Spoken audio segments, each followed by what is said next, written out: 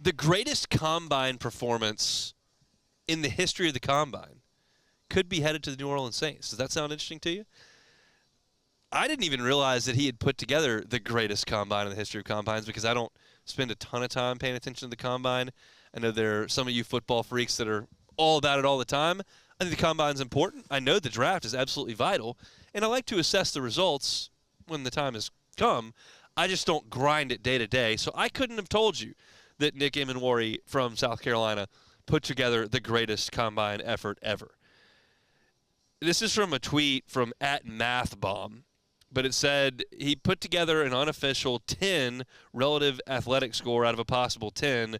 That's the best from 1,079 strong safeties that have done these tests from 1987 to 2025. Nick Emmanwory, who came into the combine as a physical strong safety, not like rail thin, like this dude is put together. He ran a 4.38 40 at 220 pounds. 4.38 at 220 pounds. Then he jumped 43 inches. And he had an 11-foot 6-inch broad jump. We know how much the Saints prioritize relative athletic score, and we hear it more often with the offensive linemen and defensive linemen. But if they're looking at it in terms of safeties as well, Nick Emmanwory makes a lot of sense as somebody they would be very, very interested in. And it sounds like they brought him in for a visit. Now, we've talked about some different players, some different positions, and what makes sense for the Saints to do in this draft early on. And most of the time, I would look at a position, if the Saints want to draft a really good player there, I'm going, yep, that makes a lot of sense. And safety absolutely qualifies here. You're talking about a position where you've got Tyrann Mathieu, but he's 33 years old with 1 year left on his deal. You signed Justin Reed to come in and help. You've got Jordan Howden as well. But I'm thinking always about the next really good Saints team. I don't believe 2025 to be the next really good Saints team. I believe 2025 to be a mediocre to bad Saints team. I hope they prove me wrong, but that's what I think. So I don't really care how much Nick Emmanwory helps this team. If you tell me he's got to come in and sit behind Justin Reed and Tyrann Mathieu, that's fine. I'm worried about the year after that, and more importantly, the year after that, when Tyrann is certainly not going to be with the Saints, and you've got potentially a really big physical playmaking safety who can fill his footsteps. I think Nick Emmanwory would be a great pick if and when the Saints decided to take him.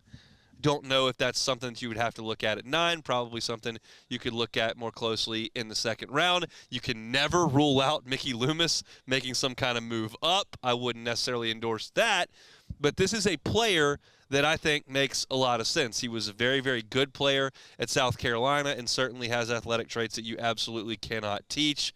I'm all for getting younger, more athletic, and cheaper, as you well know.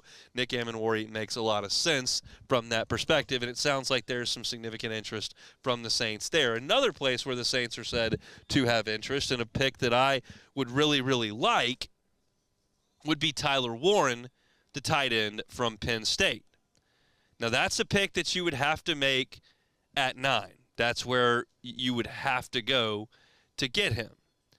And you look at the Saints depth chart at tight end, and you understand that they've, made their bed with Juwan Johnson re-signing, and they've still got Foster Moreau under contract, and we'll see what Taysom Hill's future lays.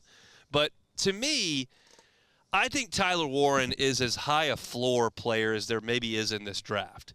He's going to be big. He's going to run fast. He's going to catch the ball. We've seen some of these tight ends come in early, and honestly, probably the best comp for Tyler Warren is Brock Bowers. They were both incredibly dynamic college players that were the focal point of powerhouse offenses in elite conferences.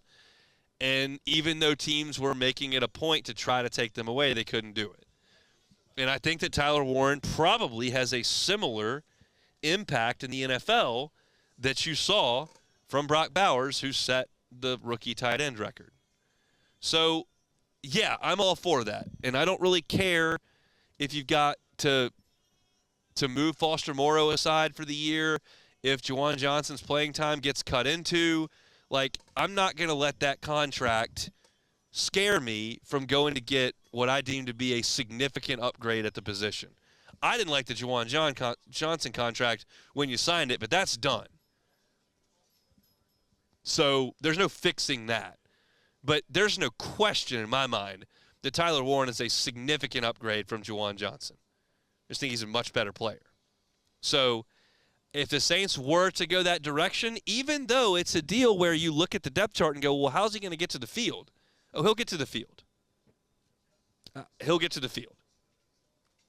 And so while these visits continue to trickle out, what the Saints are going to do here, who are they visiting here, whose workout are they attending, who are they going to dinner with, you just kind of, keep your antenna up and see what shakes out. These two names I like a lot for very different reasons. Emmanwori just because he's a physical freak. Warren because his floor seems to be so very high. And I know that there are veterans at both of those spots, but again, I just don't really care. There's a veteran at running back, and Ashton Genty gets mocked to the Saints all the time.